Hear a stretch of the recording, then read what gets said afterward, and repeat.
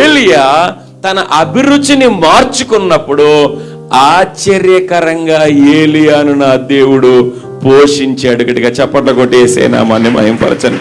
ఇప్పుడు చెప్పే జాగ్రత్తగా అర్థం చేసుకోండి. దేవుడు కొన్నిసార్లు మన అభిరుచులు మార్చుకోమంటాడు. కొన్నిసార్లు నడుము కట్టుకోండి, బెల్ట్ పెట్టుకోండి, చెప్పులు వేసుకోండి, ఇదిగో కర్ర చేత్తో ఓ చేత్తో కర్రట్టుకోండి, ఓ చేత్తో గబగబా ఫాస్ట్గా తినేయండి అని వాళ్ళకి చెప్తుంటే వాళ్ళ అభిరుచులు వాళ్ళు మార్చుకున్నారు. కాబట్టి సంహార దూత వాళ్ళ దగ్గర నుంచి ఏమైపోయింది చెప్పండి? ఏలియా తన అభిరుచులు మార్చుకున్నాడు. కాబట్టి ఏలియా ఆహాబు యెజబేలు యొక్క ఆ యొక్క ప్రాణాపాయం నుంచి అతను వాళ్ళ దగ్గర నుంచి అతను చంపాలనుకునే పరిస్థితి నుంచి అతను ఏమయ్యాడు చెప్పండి? తప్పించబడ్డాడు. దేవునికి స్తోత్రం కలుగునుగాక. కాబట్టి మన అభిరుచులు మార్చుకుంటే దేవుడు తప్పక మనకి సహాయం చేస్తాడు.